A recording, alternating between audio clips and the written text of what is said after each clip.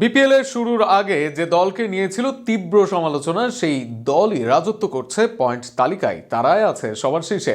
অপরদিকে আশা নিয়ে এসেও বিপিএল এ হতাশাজনক অবস্থানে নোয়াখালী। সব মিলিয়ে বিপিএল এর পয়েন্ট টেবিলে কারা আছে, কত নাম্বার অবস্থানে, সব দলের পয়েন্ট নিয়ে থাকছে প্রতিবেদন।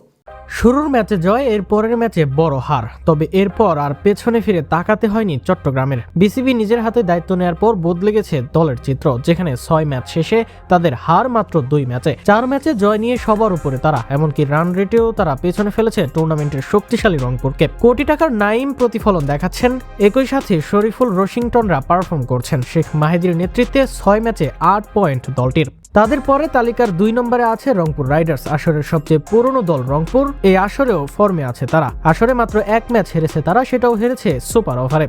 মায়ার্স মালানের মতো বিদেশিরা পারফর্ম করেছেন, দেশি বড় নাম মুস্তাফিজ মাহমুদুল্লাহরাও জ্বলে উঠছেন সমানভাবে।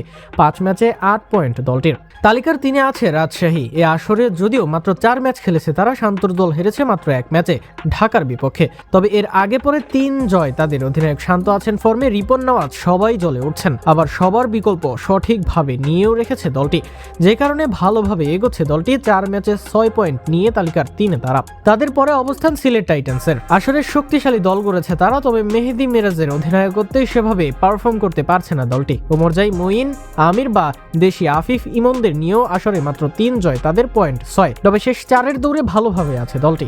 তবে শেষ 4-এর লড়াই থেকে কিছুটা পিছিয়ে আছে ঢাকা ক্যাপিটালস। আসরে মাত্র 2 জয় দলটির। দলের অনেক হাই ভোল্টেজ নাম নেই, যে কারণে ভুগছিল দলটি। যদিও শেষ ম্যাচে বড় জয় পায় তারা, এর আগে জয় পায় শক্তিশালী রাজশাহীর বিপক্ষে। এছাড়া শামীম সাব্বিররা চেষ্টা করলেও জিততে পারেনি আর ম্যাচ। সব মিলিয়ে 5 ম্যাচ শেষে 2 জয়, তাদের পয়েন্ট মাত্র 4। তবে সবচেয়ে বাজে অবস্থানের নোয়াখালী। আসরের সবগুলো ম্যাচ হেরেছে তারা। নবী, হায়দার, মাঝের মতো মুখ আছে দলে, আছে দেশি সোহান, সৌম্য, অঙ্কনরাও, তবে তাতেও কাজের কাজ হচ্ছে না দলটির। 5 ম্যাচ খেলেছে, সবগুলোই হারের মুখ দেখেছে তারা, হেরেছে 4টি ভিন্ন দলের সাথে। এর মাঝে মাত্র 1 ম্যাচে লড়াই করতে পেরেছিল দলটি, বাকি ম্যাচগুলোতে হেরেছে কড়াভাবেই। সব মিলিয়ে পয়েন্ট টেবিলের এটাই বর্তমান পরিস্থিতি। এবার দেখা যাক শেষ পর্যন্ত কে ধরে রাখতে পারে কোন অবস্থান।